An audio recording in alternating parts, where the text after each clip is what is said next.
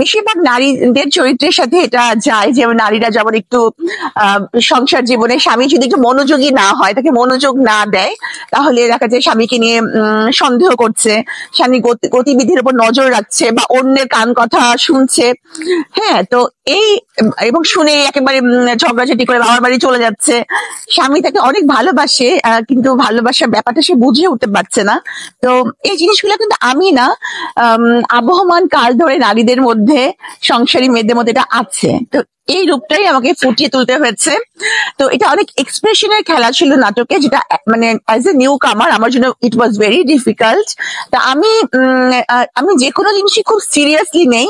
তা আমি সাধ্যমতো চেষ্টা করেছি। এখন আল্লাহ জানে, আর দর্শকরা বলতে পারবে। আপনার মডেল হবেন, নায়িকা হবেন, সেটা কিন্তু মানে দ্রুতই কিন্তু আপনার স্বপ্নটা পূরণ হচ্ছে। যেমন আপনি একটি নাটক করেছেন ফজলুর রহমান বাবুর সাথে, অভিমানী তুমি। আসলে এটার একটু ব্যাখ্যা, এতদিন পরে যে আপনার স্বপ্ন পূরণ হচ্ছে, কেমন লাগছে? গত 2 বছরে মানে অনেকবারই কিন্তু নাটকের অফার এসেছে, কিন্তু আমি কখনো মন থেকে সায় পাইনি। কিন্তু এবার যখন অভিমানে তুমি নাটকটির অফার আসলো, তো দুটি কারণে আমি সাথে সাথেই সম্মতি দিয়েছি। প্রথম ব্যাপারটা হচ্ছে যে এটি মানে বিখ্যাত অভিনেতা এবং অত্যন্ত শক্তিমান অভিনেতা, জনপ্রিয় ফজলুর রহমান বাবুর বিপরীতে। তো এটা আমার জন্য একটা অনেক বড় প্রেস্টিজিয়াস ব্যাপার ছিল। তো এইটা যখন আমি শুনেছি, তখন আমি দ্বিতীয়বার অন্য কোনো কিছু চিন্তা করি নাই, আমি সাথে সাথে হ্যাঁ করে দিয়েছি। আর আরেকটা ব্যাপার হচ্ছে যে নাটকের যে চরিত্রটা, আমার চরিত্রটা লিলি, এই লিলির সাথে আমার মানে স্বভাবের, আচরণের, কথাবার্তার অনেক মিল আছে। তো যেটার কারণে হচ্ছে যে মানে এই দুটার কারণে আমি এই নাটকটাতে, অভিমানে তুমিতে আমাকে দেখা যাবে। এই যে নাটকে অভিনয় করতে গিয়ে ফজলুর রহমান বাবুর সাথে আসলে কোনো খুনসুটি হয়েছে কিনা, বা আসলে আপনি কি আতঙ্ক ছিলেন কিনা? মানে প্রথমে যখন ভাবতেছি যে ফজলুর রহমান বাবুর বিপরীতে, তখন তো মনে হচ্ছে যে খুব খুশি, আমি খুবই মানে একেবারে খুবই খুশি। হ্যাঁ, তো কিন্তু ব্যাপারটা ঠিক অনুধাবন করতে পারতেছি না যে আসলে কি ঘটতে চলেছে। তো যেদিন শুটিং হবে, শুটিং স্পটে আমি যখন গেলাম, তখন আমি দেখি অলরেডি ওখানে ফজলুর রহমান বাবু উপস্থিত এবং উনি মেকআপ নিচ্ছেন।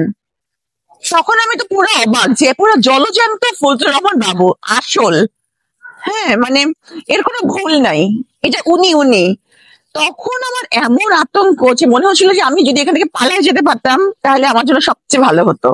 মানে আমার খুবই ভয় লেগেছে। এবং আমি তো এটা অনেক সময় অনেকবারই মিডিয়া ফেস করি, কিন্তু আমি মানে অত আতঙ্কিত হই নাই, যেটা আমি নাটকে ডায়লগ দেওয়ার সময় ওনার সাথে যে রোমান্টিক সিন গুলাতে, তারপরে আরো অনেক ঝগড়ার সিন আছে, তো সবসময় একটা আতঙ্ক কাজ করেছে। মনে হচ্ছিল যে এখন আমি পালায় যাবো আর উনি আমাকে বকা দিবে। কিন্তু আমি অনেকবার আমার জন্য বারবার টেক নিতেও হয়েছে দু একটা দৃশ্যে, মানে তো যাই হোক, কিন্তু উনি যথেষ্ট সহানুভূতি দেখিয়েছেন, অ্যাজ এ কো আর্টিস্ট আমাকে কোঅপারেট করেছেন এবং আমার ভয় ভাঙানোর চেষ্টা করেছেন, এবং হচ্ছে যে আলটিমেটলি আমার ডিরেক্টর বলেছেন ওকে। আপনার যে নায়িকা হওয়ার স্বপ্ন ছিল বা স্বপ্ন দেখেছেন, মানে সেটা কত বছর পরে আপনার সেটা বাস্তবে অভিনয় করতে হবে? আসলে কিছু কিছু স্বপ্ন থাকে যেটা শুধু মানুষের যাকে ঠিক মানে লক্ষ্য বলা যায় না। লক্ষ্য আর হচ্ছে যে শখ, এই দুটার মধ্যে কিন্তু পার্থক্য আছে। কার্ডিয়াক সার্জন হওয়া হচ্ছে আমার লক্ষ্য।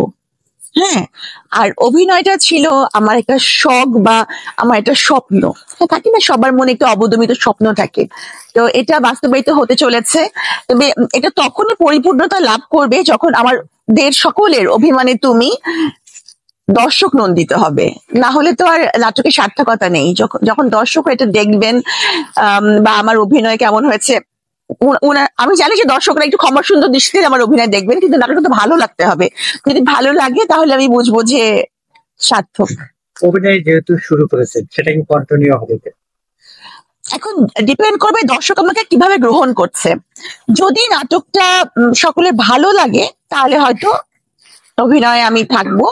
আর যদি নাটকটি দর্শকদের ভালো না লাগে, কারণ দর্শকের জন্য তো নাটক, যদি দর্শকের ভালো না লাগে, দর্শক নন্দিত না হয়, তাহলে আমাকে আর কখনো দেখা যাবে না।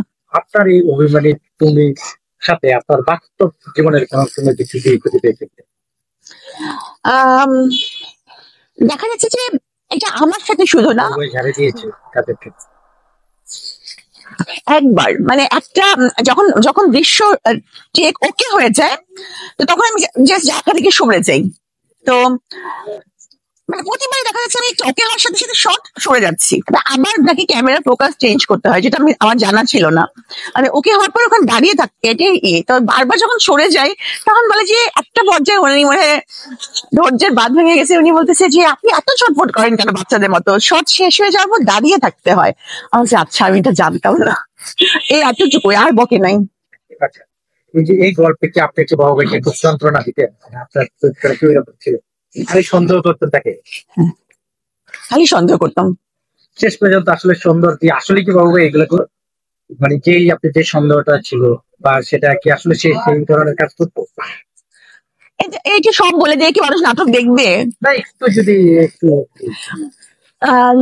নাটকে উনি আমাকে অসম্ভব ভালোবাসেন, অসম্ভব ভালোবাসেন। তবে আরো অনেক ঘটনার আছে, আচ্ছা সেটা আমরা টুইস্ট। হ্যাঁ, আচ্ছা, আমরা কোথায় দেখতে পাবো, কবে মুক্তি পাবে এরকম কিছু আপনি জানান? আপাতত এডিটিং এবং মিউজিক কাজ চলছে, দুটা কাজ চলছে, দেখা যাবে ঠিক কোনো টিভি চ্যানেলেই দেখা যাবে এটা। আর কে কে ছিল?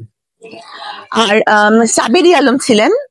হ্যাঁ, আমি আসলে সত্যিকার অর্থে নাটক বিষয়ে অত বেশি অভিজ্ঞ না। সাবিরি আলম যিনি ছিলেন, উনি আমার মায়ের পার্ট করেছেন। আমি এত অবাক যে আমরা দুজন বসে কথা বলছি, হঠাৎ করে উনি বলে যে চলো রিহার্সাল করি। আমি বলছি আচ্ছা ঠিক আছে। মুহূর্তের মধ্যে উনি আমার মা হয়ে গেল, এক্সপ্রেশন, কথাবার্তা সব চেঞ্জ হয়ে গেল। আমি তো অবাক, মানে আমি অনেক কিছু শিখেছি, আসলে অনেক কিছু শিখেছি। আপনি এত বছর পরে আপনার স্বপ্নটা পূরণ হয়েছে, সেটা আপনি 20 সেকেন্ডের ভিতরে বলছেন যে আসলে আপনার কেমন লাগছে? আমার খুবই ভালো লাগছে, খুবই মানে খুবই ভালো লাগছে, কিন্তু স্বপ্ন পূরণ হয়েছে আমি এখনই বলতে পারবো না। কারণ যদি এটা দর্শকদের কাছে ভালো লাগে, তাহলেই আমি বুঝবো আমার স্বপ্ন পূরণ হয়েছে। আর যদি আর না হলে কখনোই আমাকে আর দেখা যাবে না নাটকে। অ্যাজ ইউ উইশ, ভালো থাকবেন। দর্শকদের উদ্দেশ্যে যারা, যেহেতু আপনি এখন অভিনয় করছেন, সেক্ষেত্রে খুবই ভালো লাগছে, খুবই মানে খুবই ভালো লাগছে, কিন্তু স্বপ্ন পূরণ হয়েছে আমি এখনই বলতে পারবো না।